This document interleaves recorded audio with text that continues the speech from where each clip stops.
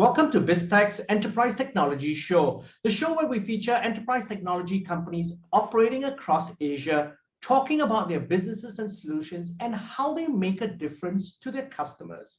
Now, today our conversation is with Eddie Stefanescu, General Manager Asia Pacific and Japan at Claroty, and Vijay Iyer, Regional Vice President, Solutions and Engineering for APJ. Now, Claroty is in the industrial cybersecurity space. Now, Eddie and Vijay, welcome to the show. Brian, well, thank you very much for having us on. It's a pleasure. It's a pleasure indeed, Brian. Very good to be here. Thank you so much for inviting us. Now, I want to start with Eddie. Eddie, give us an overview of what you do and also a perspective of your history.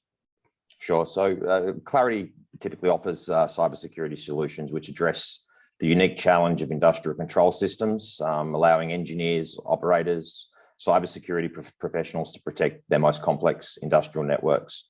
I guess as operational technology such as control system networks for factories and power generation plants become increasingly connected to IT systems, there's a real risk of cyber attacks. Essentially, we're bridging the gap between IT and OT cybersecurity to help organizations safeguard their operations while ensuring they're reaping the benefits of any connectivity that's now required. Now, could you give us an overview of some of the products and services that you offer your clients? Sure. So from a product perspective, we have two main products, which is our Claroty CTD, which is a continuous threat detection product. This allows customers to get complete visibility of the infrastructure in their OT network. It also provides them with vulnerability information on that infrastructure and any potential threats. The second part of the equation is allowing them giving them a platform and tool to manage the remote access into those networks. Ever increasingly, the need for remote access into those networks, especially with COVID having put our world at a standstill in many environments. Being able to control who has access into my network and into the OT network and what they can access is becoming even more critical. From a service perspective, obviously we work with the customers to ensure that these products get installed, configured, operationalized, and we do this ourselves, but we also typically rely on our extensive partner network across the APJ region to get this done. Okay, Vijay, could you give us an example of how customers actually use your products? If you think about the fact that most of the customers that we work with have these industrial environments, and that's absolutely mission critical for them. The way they use the product is firstly to make sure that they have the eyes and ears on these networks 24/7, so that they can flag out any anomalies, any threats. They can not just do that, but by really having a deep understanding of what is out there, they are able to even unearth the weaknesses and the vulnerabilities within those assets and networks which are running their operational facilities, the very critical ones. And like Eddie has said, the platform also enables them to make sure that now their employees that have gotten remote, increasingly due to COVID-19, and their contractors and service providers are able to make a very controlled access into those environments to manage repairs or any updates to those critical human machine interfaces that are needed to keep these facilities running. Okay, Eddie, I want to zoom in on you. And in the past 18 months or so, COVID has basically changed the way many of your customers operate. How have you helped them to ensure that they are up to mark in terms of remote access capabilities and protecting their operational technology networks? Yeah, great question, Brian. So, COVID has caused a lot of issues, not only for their own internal staff being able to operate their OT network, but also for third-party contractors that typically have to do all the upgrading and updates to any of the equipment inside those plants. So by allowing customers to use secure remote access, it means that connection is still available into the mission critical side of the network, allowing, as Vijay and I've said, allowing for updates or allowing for productivity to continue even from the base of their home. It's been extremely critical for these organizations. OT networks are different to IT networks. They can't afford any downtime. They're mission critical. You know, if you think about the amount of people that have had to work from home during the COVID crisis, ensuring power, water, gas continues to be supplied to homes is obviously of utmost importance. So we've helped organisations continue to be able to do that. Yeah, in fact, Brian, if I can just add to some of the great points that Eddie's made, right? When you think about COVID-19 and correlate that with the biggest concerns that these clients have brought to us, and one of the reasons they've brought these concerns to us is, if you think about the traditional remote access solutions, many of them are designed for the IT networks in mind and perspective. Now, what the Claroty SRA, which Eddie spoke about, does is it tackles the OT remote access challenges very well, be it the service providers or be it even the remote employees. And that's because it's converging, right? Yeah, and it's enabling that IT/OT convergence in terms of how it embraces that, and importantly, then infuses the security principles and the granular controls that we want, and then reduces the OT's exposure to the risks that stem from this unmanaged, uncontrolled, or insecure access. So the key points that customers have in mind when they talk to us and when they call us is, can I make it role-based? Can I make it policy-based? Can I make it least privileges? Can I induce two-factor authentication, multi-factor authentication, live over-the-shoulder monitoring, session recording, many zero trust controls? These are the key areas where Claroty is helping these clients. Okay, now Eddie, I want to ask you, in the Asia Pacific region, which are the sectors that you've seen the biggest adoption of your products and services? And perhaps you can explain also which countries have also embraced your solution. Sure, yeah, so look, we're continuously growing through oil and gas, utilities, manufacturing, water, electrical power industries. And we've seen a huge increase into the food and beverage sector. Starting to see more proliferation into what we class as building management systems or critical building management systems. So if you think about HVAC systems into data centers that are needing to be protected. It's been a widespread. You know, I won't pinpoint one country over another across APJ. We're getting an even spread from all the way down in Australia and New Zealand, up to Korea and across to India. It's really dependent on sectors in each. So manufacturing in India has been huge for us. Utilities in Singapore, Malaysia, Thailand, Australia have all been very strong, and food and beverage throughout all of those countries that I mentioned. Okay, Vijay, then, given those sectors in mind, what differentiates Claroty from other specialists who implement cybersecurity for operational technology networks? What is your secret sauce? Why, if I'm a CIO, why should I buy your products? Wow. Now, great question, Brian. Yes, and I pretty much welcome that. You see, one of the key differentiators that Claroty has is the Claroty platform itself. Now, why I say that is because look at the key concerns and the top concerns that many of these critical infrastructure clients have running these OT environments. They're thinking hard about, how do I continuously have a very watchful eye on those networks? So we are talking continuous monitoring. And they're also, like we discussed, you know, thinking about secure remote access. They are thinking about addressing vulnerabilities, threats, and even the segmentation requirements of that environment.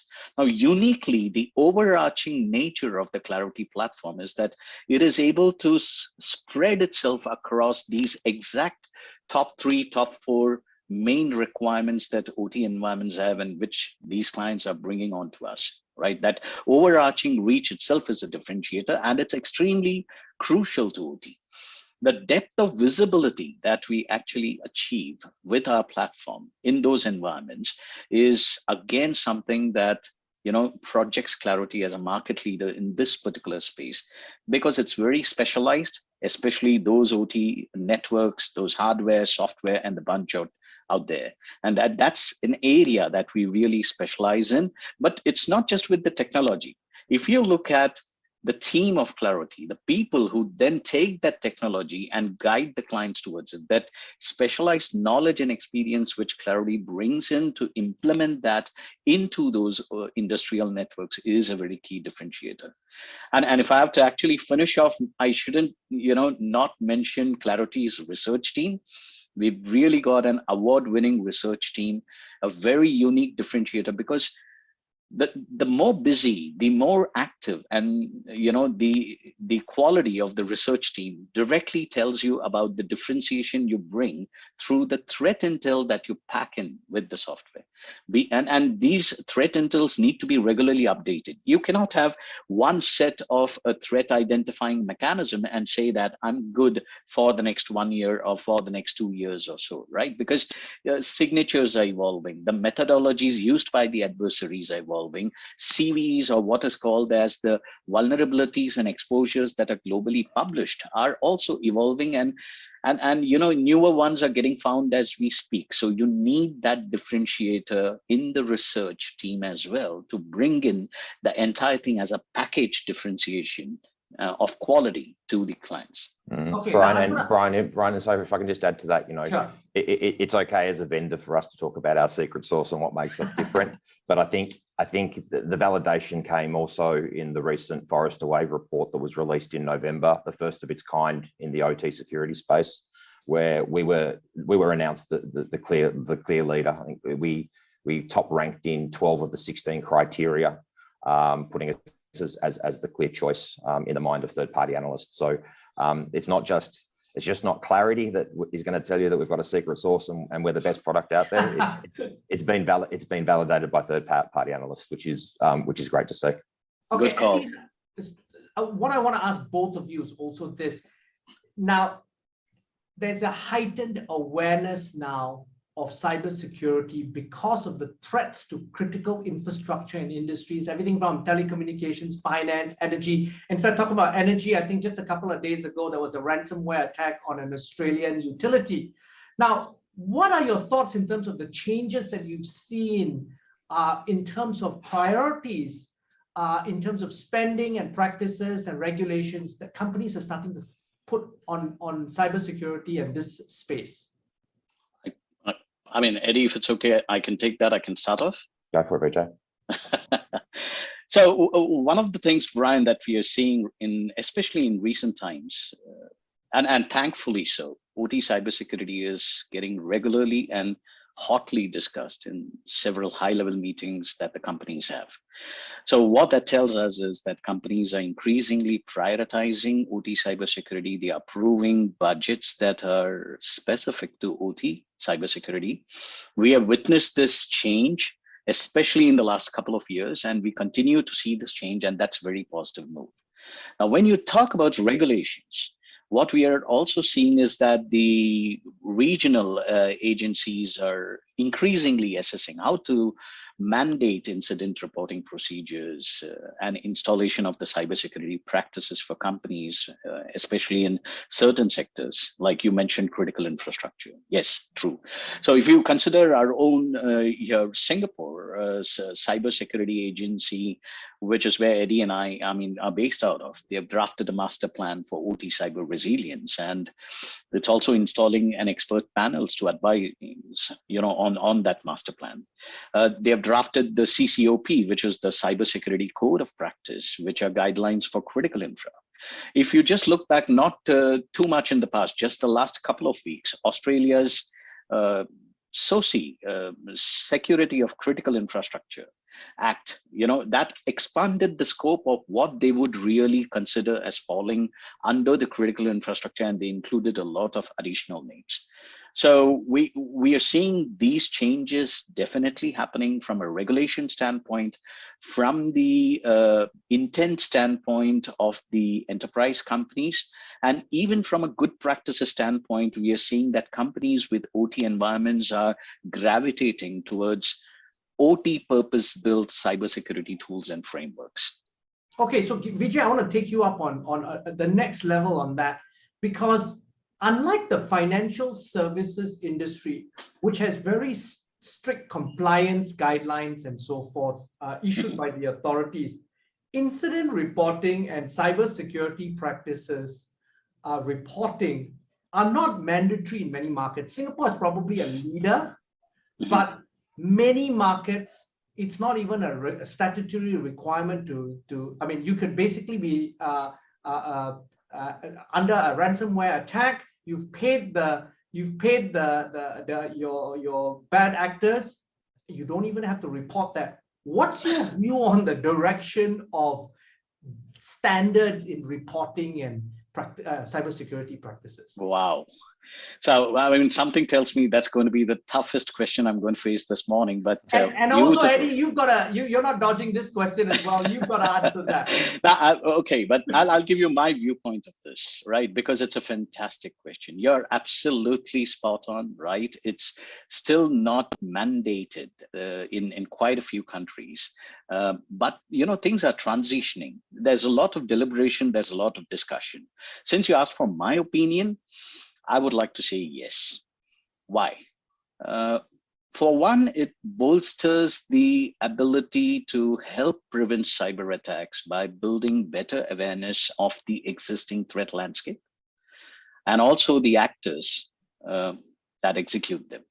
So essentially, imagine, just consider this. You are now, through this reporting, getting a fuller picture of the cyber threats and the indicators of compromise, with a better understanding of how the cyber criminals operate. And who knows, reporting can even help prosecute cyber criminal gangs. Yes. So when you actually look at the flip side of it, the main pushbacks are going to come from organizations feeling that, is this going to lead to some reputational damage, or is it going to be a distraction to my incidents response process, which is actually very important. But when you counterweigh that with the benefits are available for all, and that is key. Without the mandates, organizations would rather have somebody else report and share their own incident. And if you just look at what might happen in case of non-reporting, there is also one other interesting thing that came to my mind. Cyber criminals may get encouraged. Lack of information actually works in favor of the attackers, who can look for the subsequent victims, and even the threat intelligence efforts by the so-called defenders can get very slowed down, right? So I'm all for such mandates of reporting, understanding that it's a delicate topic where the ecosystem really needs to come together to understand the bigger picture and the greater good. Eddie, any thoughts on that matter? Yeah, look, I think it's maturing, Brian. So even in the IT world, it took a while to bring in mandating of reporting any cyber attacks. So I think if you have a look at what's happening through the US and the attacks that they had last year on a number of critical infrastructure sites, the move there to sort of bring in the reporting, it's flowing down to other countries. But I think it's going to evolve in time. Similar to what Vijay says, I think it needs to be done. It's just a matter of timing and when this gets enforced. Now, gentlemen, and both of you can take this question. What are some key trends that you see in operational technology cybersecurity markets, not only globally, but within the Asia Pacific region in the next 2 years? Trends, I think the biggest trend is digitization, right? And connection to the internet, especially in the manufacturing space, where we're moving into a smart factory world, smart cities and all those sort of things. So I think, once you've got connection to the internet, obviously this brings risks. If you've got to remember, when traditional OT environments and plants were built, they weren't built with security in mind. They're built with uptime, right? Keeping them running, keeping them going. So, the biggest move I'm seeing is that move to digitization. How about you, Vijay? Anything to add to that? Yes. So maybe a couple of points that I can add is we are seeing a very strong growth trajectory, which is coming from power, oil and gas, utilities, distribution, automotive, mining, and smart cities, like what Eddie said. And we are expecting that trend to continue. Some market research companies have really, stated that both the growth as well as the total value, estimated value of this OT cybersecurity market is upwards of 18 billion, which essentially is quite a huge number. But in terms of the trends, currently not looking too much except for 2020 and 2021 to build that current context. You know that ransomware is very hot on the minds of everybody. We have seen why, and we have seen those incidents happen. With Oldsmar, Florida water hack, we have also seen how less secure remote access can lead to almost the poisoning of water, which happened out there. There is a supply chain attack, and SolarWinds is the biggest name that Sunburst, which comes to mind. So there is not just an active landscape, but there is this diversity. As a trend, we are expecting this active landscape as well as the diversity to continue in the immediate future. And on the vulnerabilities front, Claroty Research regularly conducts biannual vulnerability landscape studies. So it is a foregone conclusion that the industrial control systems are going to be even more increasingly targeted as we see the trend really surge. And the vulnerability landscape is also going to evolve. We see the likes of Ripple 20 and Urgent 11. If I just correlate this back to 2020 and 2019, then such vulnerabilities to actually high profile vulnerabilities will continue to get published is what we see as a trend. Remote access also as a trend is going to continue to be sought after, especially because if you look on the attack side, RDP attacks have grown by more than a few 100%. Remote access Trojans have grown up. So, and that all falls back and correlates back to what's really happening with the pandemic and where it is pushing these organizations. Now, these increased attacks, Vijay, also driven by the fact that the criminals have now seen that this is a very fertile market for them in terms of revenue. Yeah, absolutely. So now, Eddie, I want to now zoom in on the company itself. Could you give us a perspective of your growth in revenue and headcount within the region over the past year? Sure. So from a headcount perspective across APJ, we've nearly tripled in staff, and that's across several countries through APJ, as mentioned before. Won't give you the exact revenue number because we're a private company, but I can tell you that from the first half of 2020 to the first half of 2021, we've grown in around by about 250% in revenue across APJ, which has been a huge performance from our perspective. Yeah, congratulations. And you've also just raised 400 million in a Series E funding, and also entered into an agreement to acquire Medigate Tech Ltd, a leading healthcare IoT company. Tell us about your funding round and about some of your investors, including Softbank. Sure. So this is actually the second funding round this year. We received 140 million in Series D funding earlier this year in June, which actually saw us open up our Singapore regional headquarters. But just on Wednesday this week, we did announce the funding of 400 million. And really, we're very excited about this, and we're extremely proud because it's going to help us with our mission to sort of secure all what we're going to term as the cyber physical systems across industrial, healthcare, and enterprise environments. And we're going to start using the term extended Internet of Things, or XIoT. In that, we basically had the Series E funding was co-led by Softbank, as you mentioned, as well as some of our existing investors such as Bessemer, Schneider, plus Astari. Astari is actually a global cybersecurity platform that's actually been established by Temasek here in Singapore.